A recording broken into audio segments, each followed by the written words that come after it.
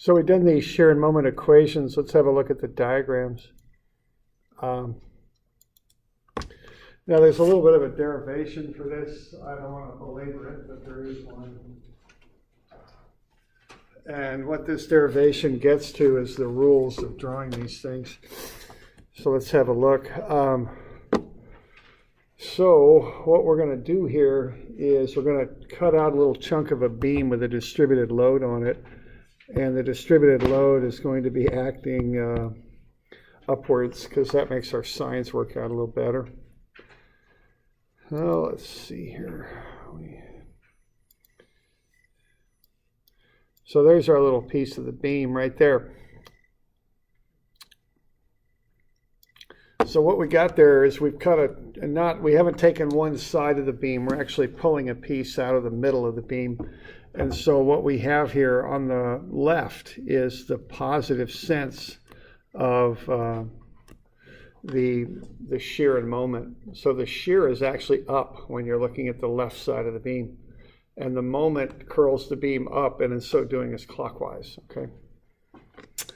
Then we're going to work our way across this little piece of the beam with a distance at dx.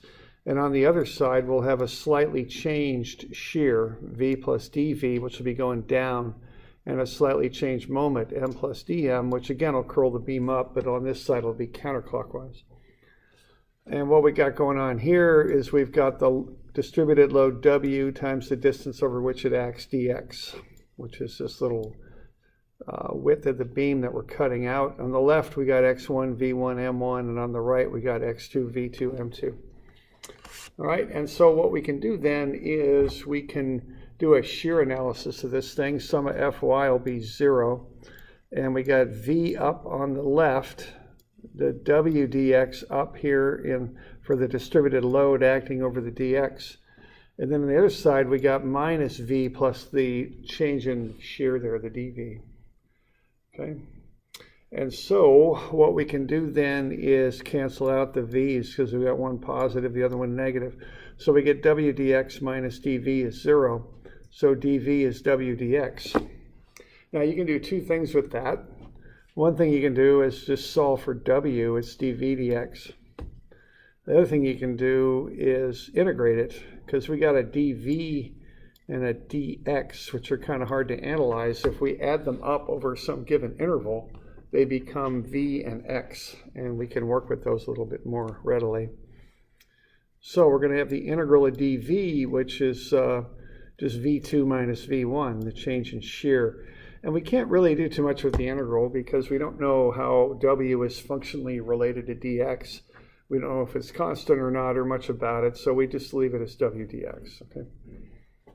So what we end up with then are these two relationships. And what we're going to do with them is translate them into English, okay?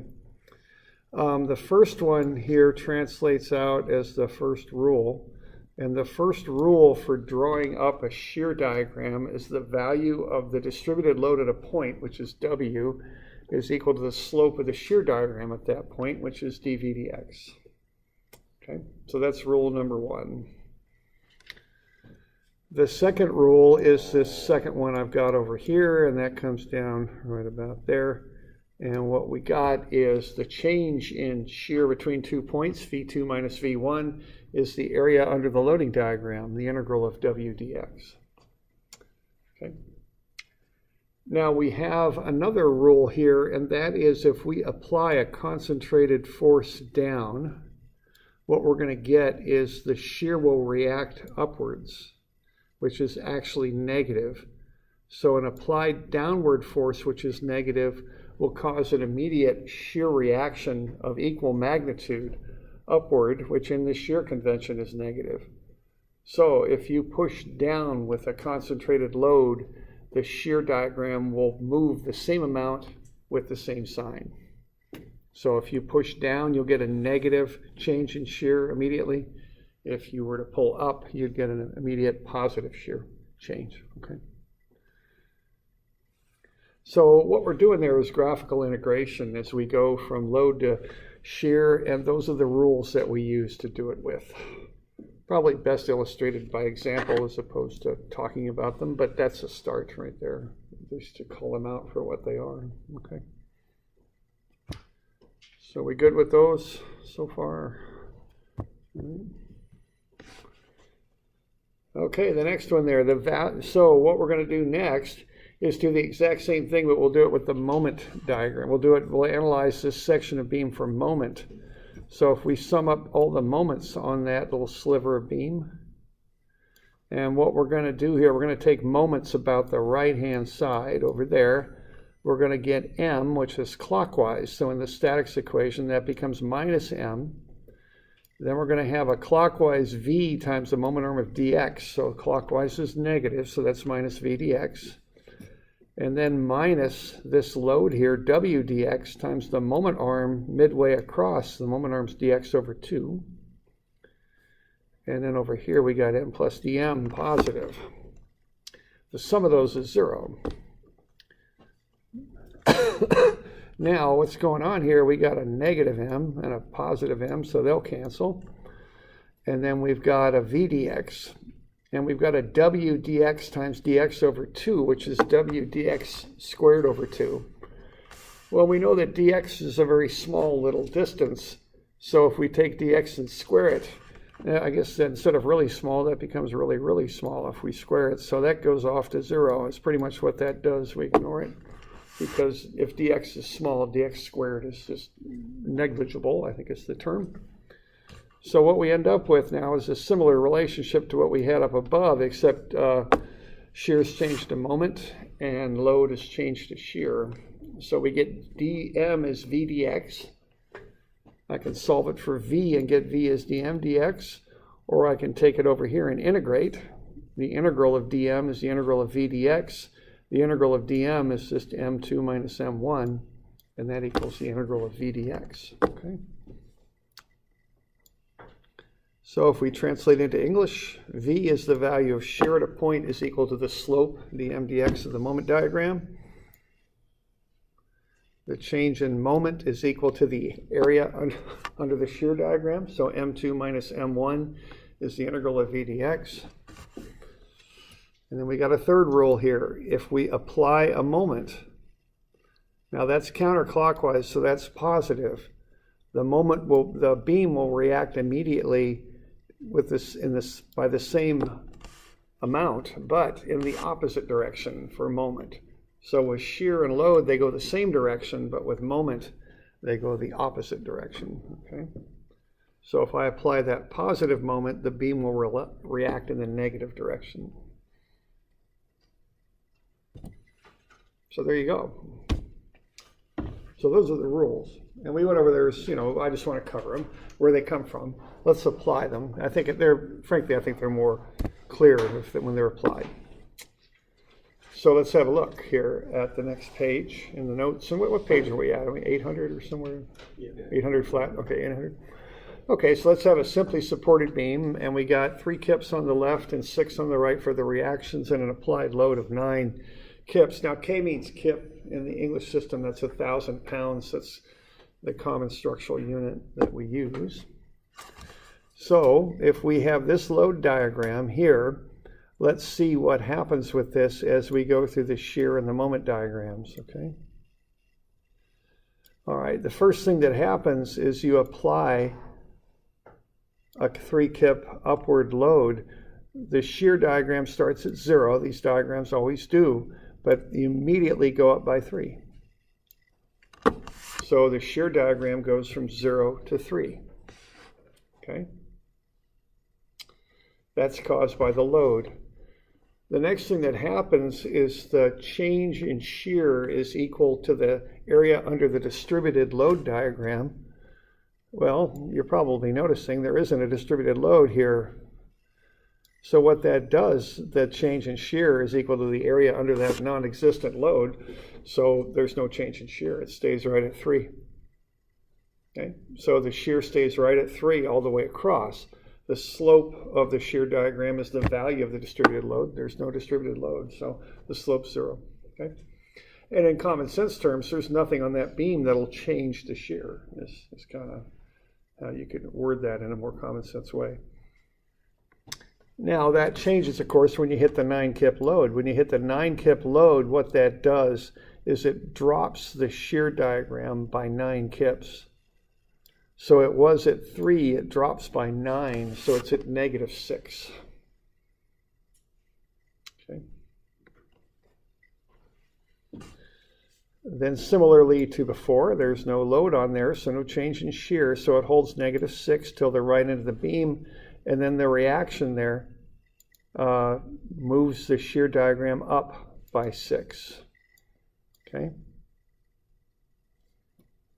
And gets it back up to 0. So you go from that load diagram down to the shear diagram by applying those rules.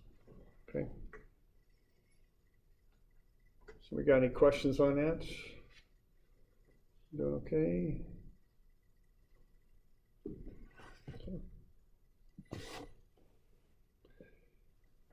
Now, when I see areas on these diagrams, I calc them up because the area of the one diagram gets you the change in the next diagram. So the area under that shear diagram, 3 by 8 is 24. That gets you the change in the moment diagram. So what happens is the moment diagram starts at 0, and then it changes by the area under the shear diagram. And what that is 24, okay? So we're starting at 0, and then we go up to 24.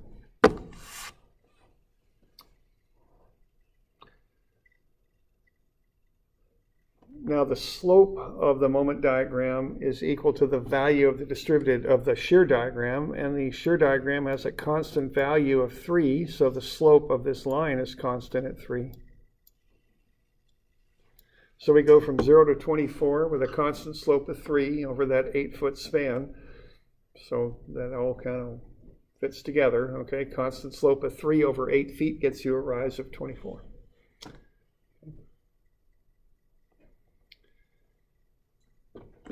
Then you're at 24. The area of this next piece here is -6 by 4, which is -24.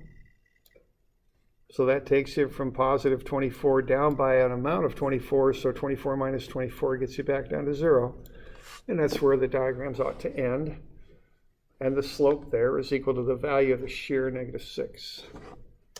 Okay.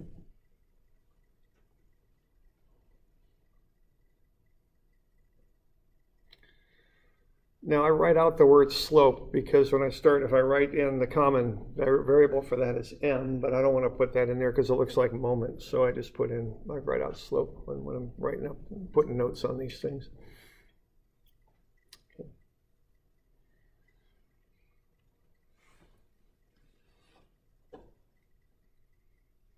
So we're doing all right with that? That's how that goes, okay? And that's the basic rules.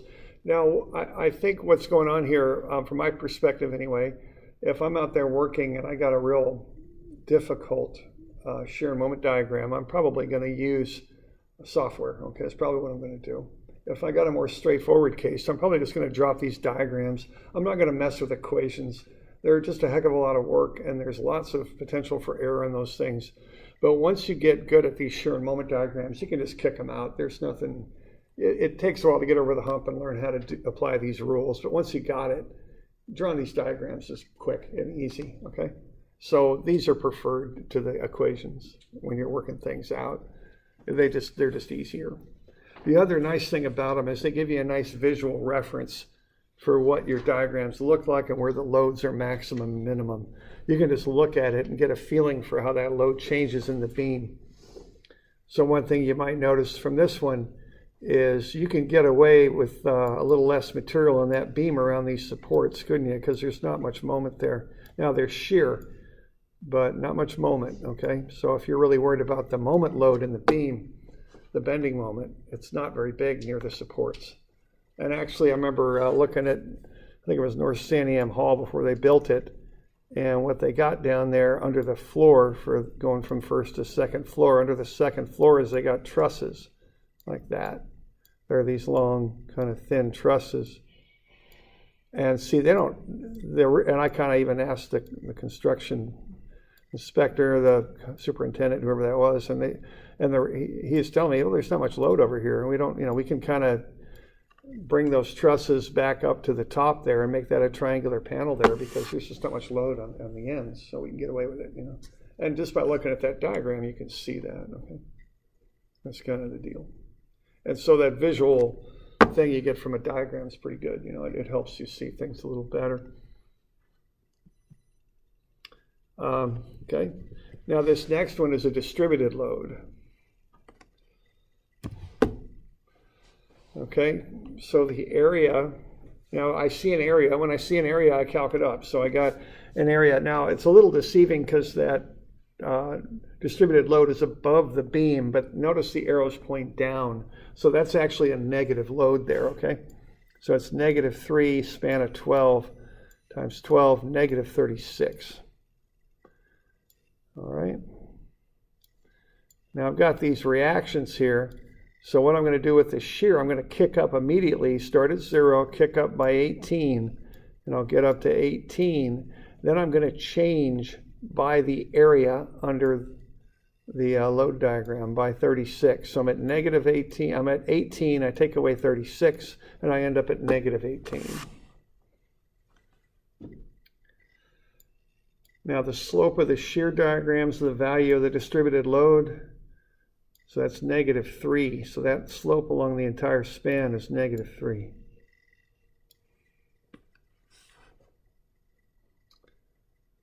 Now what that means is I'm going to zero out at 6. And you want to identify these 0 points because they're boundaries between different areas you're going to calculate. So to the left there I got that positive area. On the right I got a negative area. I want to know where it zeroes out because that tells me when I change from one to the other, okay? So what I got there is 2 triangles, okay? You all got that? I kind of changed that one pretty quick. You good with that one on the notes? Okay. All right. So what you want to do there is get those areas, and they're just triangles. So 1/2 base times height, so 1/2 6 times 18, and 1/2 6 times -18. So the 2 areas are positive 54 and negative. Okay. So what that means is you start at 0 for the moment diagram. The moment diagram will change by 54. So you peak out at 54.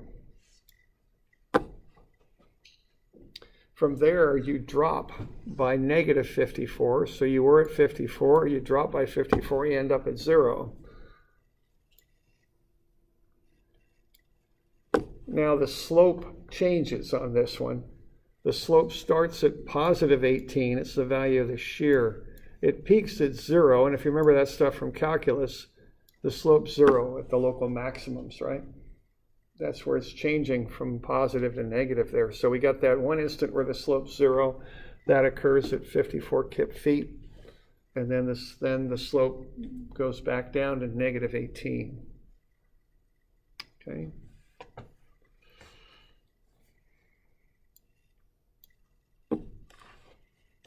So what we have then is a concave down shape for the moment diagram. You can tell that by looking at how the slopes change. Positive, and then 0, and then negative. So the net effect of that is a concave down slope. Okay. And so using that diagram, see, you can pick out what you got to design for pretty quickly. When you're in the civil world, you usually use one beam for a whole span. It's not like you're custom fabbing beams very much. So if you got to design that beam, I'm going to say, okay, for the moment, I got 54 kip feet, and for the shear, I got either positive or -18. Those are my design values. Okay. So those ones I just circled, that's what I would design that beam for. Now in the mechanical world, you manufacture stuff repetitively over and over. Normally speaking, you build a building once and then, that's it. So you just use one beam for the whole span. But in the mechanical world, you can customize things a little bit more readily because you manufacture many of them, And one thing I noticed, a lot of these things we're talking about, they're not quite as apparent in the mechanical world, but they apply. If you look at the trailer, those flatbed trailers, I think of those as being beams. They're supported by the 2 axles, with the wheels. but they're beams is what they are. Okay. Now, when you've got a big flatbed trailer there, you want to get that thing nice and low, don't you, to the ground. So you want to cut out, you have cutouts for the wheel wells, right? You ever seen them things going up and down the road? They got, around the wheels, they're kind of cut out a little bit, And see, they can get away with that because, see, this moment is not big and that on either end. So again, that visual representation helps you see how the load varies. And that gets you a hint that, yeah, I can get away with this. Of course, you'd analyze it and all that, but that's the one reason they can cut out those wheel wells a little bit, get those trailers down lower where they want them, is because the moment is minimum near the supports. Now, you have to look at it a little bit. You have to also look at the shear, of course, which actually maximizes near the supports. But quite often on these beam designs, the moment is what governs your design. So that's often what you end up looking at. Okay.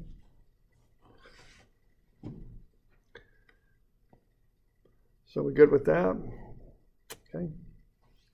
So, again, when you're working, part of it is crunching all the numbers, but it's less emphasis on that when you're working, more emphasis towards a little bit of common sense and kind of looking at things going, yeah, I can get away with that. I don't need to worry about this, that kind of thing, In the working world, it's starting off knowing what you got to be worried about, You can crunch the numbers in and analyze it, but, we like to develop a little bit of that kind of looking at things and understanding them kind of thing too, All right. So that was good. So we got any questions on that? So those are the two basic beam types there: simply supported, then a distributed load. Okay.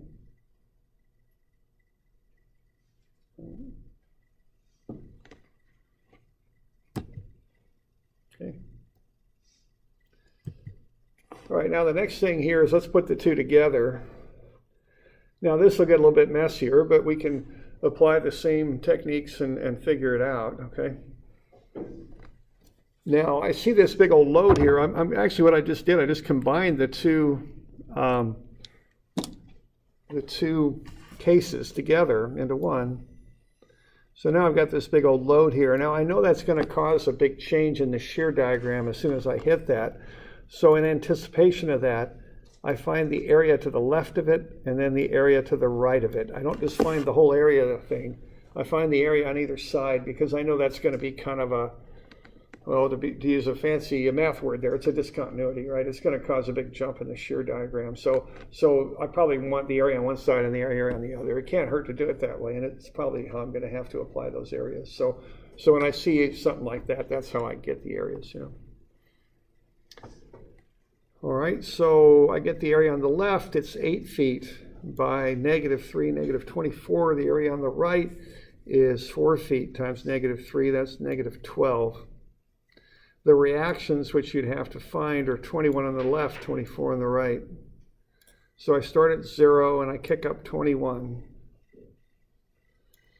And the shear, then I've got a change of -24.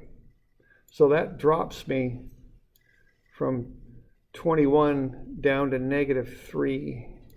Okay. Now that is at a constant slope, so the slope is just -3 there. Okay.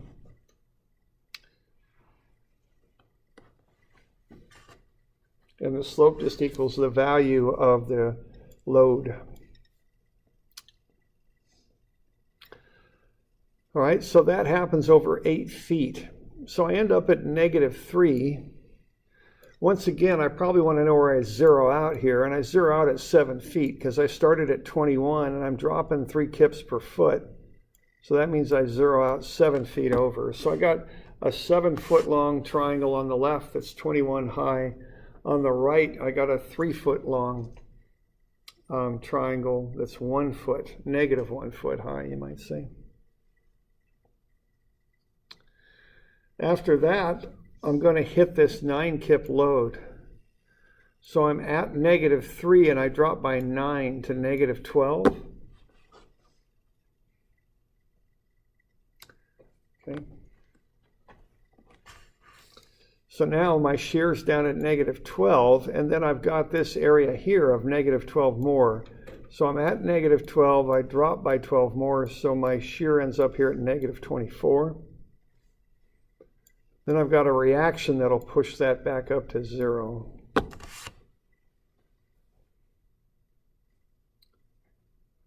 Okay.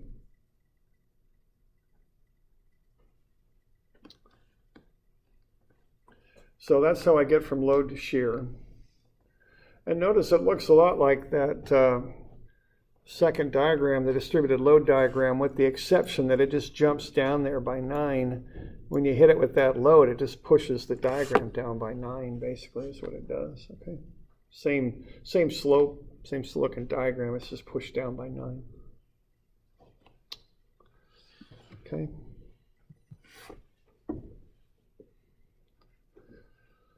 All right, now the next thing I want to do is find those areas. I got 3 of them defined. So I got 1/2 by 21 by 7, that's 73.5.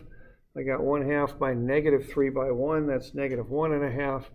And then I've got negative 12 minus 24 over 2 times 4, that's negative 24. Now what I'm doing there for that last one is I'm finding the area of a trapezoid. And to do that, I'm applying this little analysis here. I've got 2 heights on a trapezoid and a base. Well, if I cut off, if I kind of pick out a midpoint here, if that's a straight line across my trapezoid, I can cut a triangle off to the left of the midpoint, flip it over, and put it on the right. And what I end up with then is a rectangle.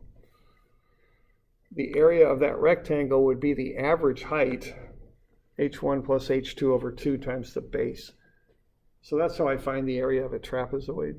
Now you can cut it into a triangle and a rectangle too if you want. I mean, whatever, but that's how I find the height of a trapezoid. The average height times the base. So what I'm doing there is I'm finding the average height, which is negative 12 minus 24 over 2, multiplying that by 4, so that's negative 24.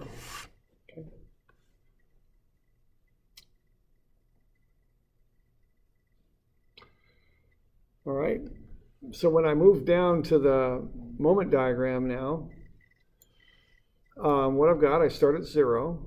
I'm going to go up by this first area, which is 73.5. So I'm going to start at 0, and I'm going to go up to 73.5. Then I'm going to drop by 1.5, and I'm going to end up at 72. So at that point, 8 feet over, I'm at 72. So I've gone up to 73.5 for this first area here. Then I've dropped by the second area by 1.5. So that gets me down to 72. And then this last area here would work out fine if I could multiply properly. I think if I take minus 12 minus 24 over 2, that ought to be negative 18 by 4. And I think that ought to be negative 72, not negative 24. So I think that's how that should have worked out. So I think I got a little typo there. So that's the actual area, it's negative 72. So that gets me from the positive 72 down to 0. I'm dropping by 72 there.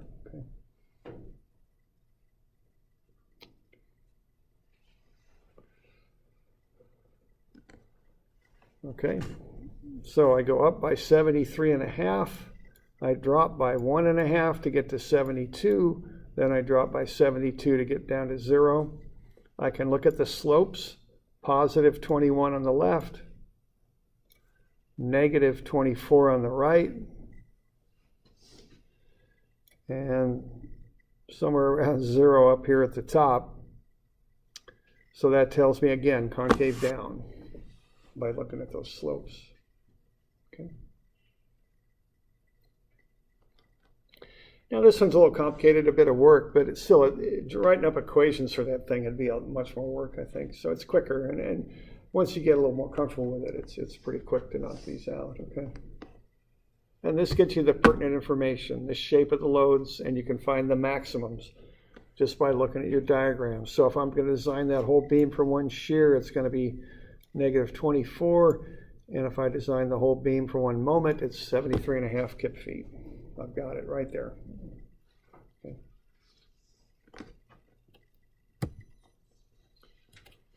Doing all right with that? Okay.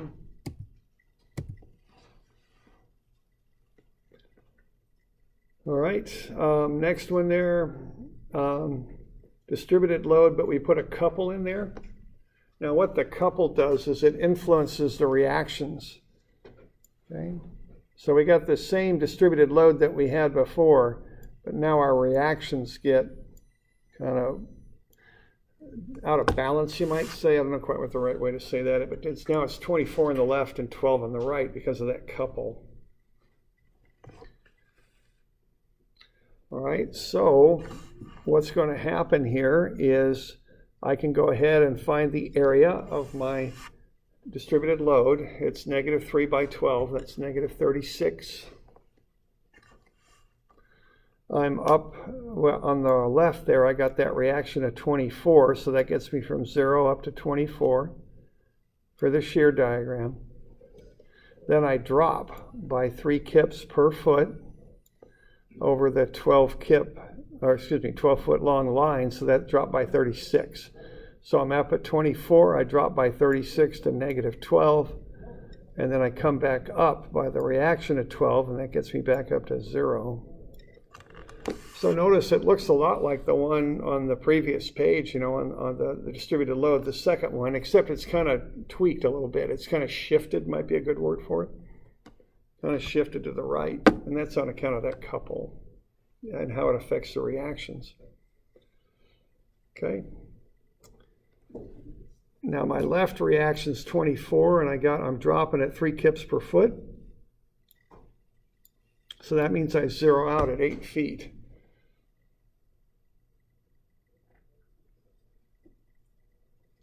Okay. So now I'm going to find the areas there. Now to get those areas, I've got that couple in there at 5 feet. So I'm going to make that into kind of a break. So I'll calculate the area to the left and the area to the right, okay, on that triangle, because I know that couple there is going to cause a break in my moment diagram. So what I'd like to do would be to find the value of shear at 5 feet over. I'm starting out at 24, and I'm dropping by 3 kips per foot over a 5 foot span there. So that's 15. 3 times 5 is 15. Take that away from 24, you get 9. So the shear has a value of 9, 5 feet over. So I can find the area to the left, 24 plus 9 over 2 times the base of 5. And then the area to the right, 1/2 times 9 times 3, 13.5. Okay. So I'm finding the area of the trapezoid to the left, and then the triangle to the right. And then I've got another triangle on the far right there that's negative 12 high. Has a span of, what is it? Span of 4. So 1/2 times negative 12 times 4 is negative 24.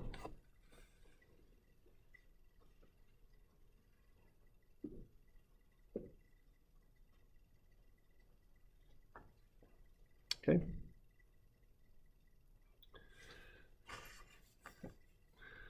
All right, so now I can move down to the moment diagram. I start at 0. Then I'll kick up by this first area, 82.5, like so. So I get up to 82.5. But then I've got this couple of 72. Now that couple's counterclockwise, which is positive, but you've got to flip the sign when you look at the change in moment.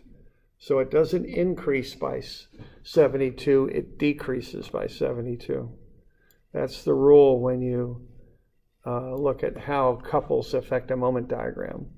Because when you have a regular beam here and you apply that counterclockwise couple, like so, what the beam does is it reacts clockwise. That's how it reacts when you apply the counterclockwise couple. And clockwise is negative, so that's why that positive applied couple causes a negative change in the moment diagram.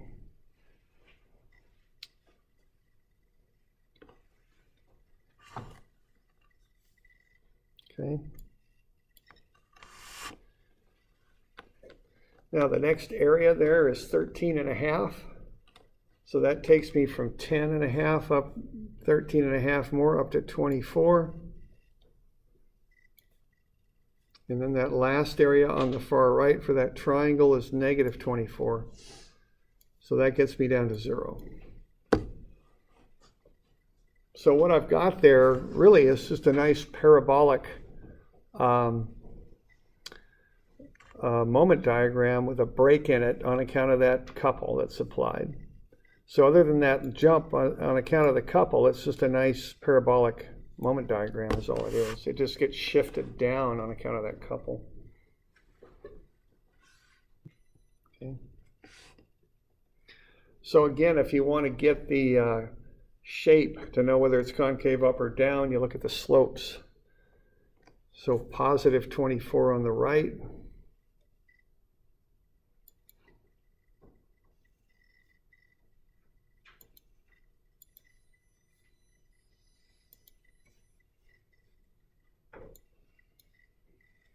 Right here at this peak, the slope is 9, equaling the value of the shear. So that slope is decreased, so that's that concave down shape. Slope's still 9 right here, then it zeroes out at the top, and then it's a negative 12 over there. So both of those sections are concave down. Okay.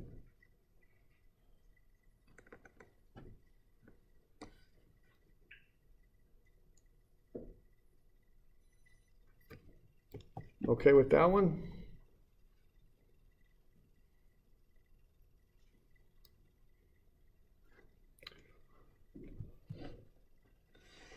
Okay, we'll do one more here. Cantilever beam with a kind of oddly an upward distributed load on it. Find the reactions. The force reaction will be 48 kips down, and then the moment reaction will be 432 kip feet counterclockwise.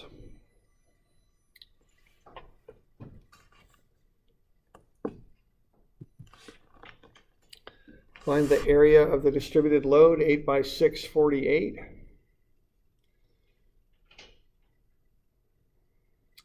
So the shear diagram starts at 0, then it goes up to 48. Okay. After that, it holds steady. There's nothing in that last 6 feet of the diagram to change the shear, so it just stays with a slope of 0 and closes out at 48. And then we've got the reaction there at the wall that pushes it down, back down to 0. Okay.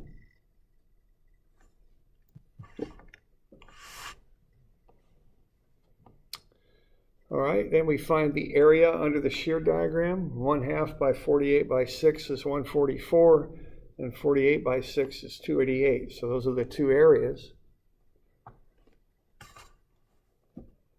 So that'll get you to the moment diagram. The moment will start at 0, increase by the 144 at a varying slope up to 144.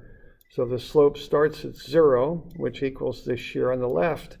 It ends at a positive 48 on the right. Then that slope of 48 holds, and it increases by 288 up to 432.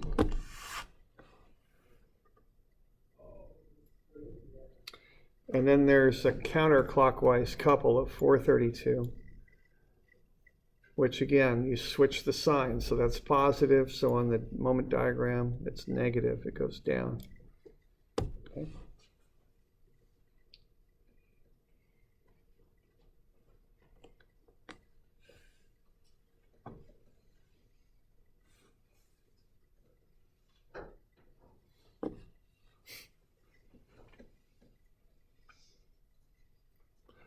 Doing all right with that?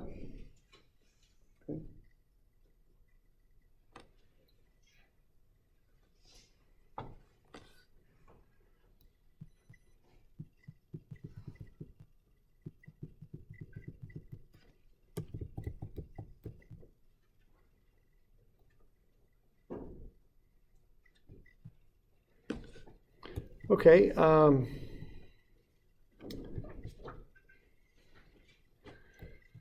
there we go. So that's just a run through a few of these. Why don't we'll have you do a few of these too. I think I might have this thing in Moodle. I'm not sure. Let's have a look here real quick.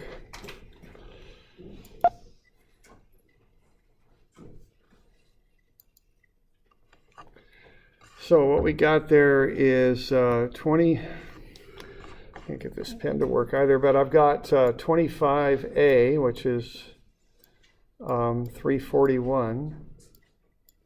So page 25A, 341. And then I've got page 25B. And that's 342. And then I've got in Moodle, I've got 344. I'll see if I can print a few of them up if you want for those of you in class. There's a homework handout that's 344. Okay. And why don't we make these due on Monday? So we'll probably cover them on Friday a little bit. And my best guess is Monday's the 4th. I'm not 100% on that, but I think because Friday's the 1st, I think. 1, 2, 3, 4. Sounds about right. So there we go. All right.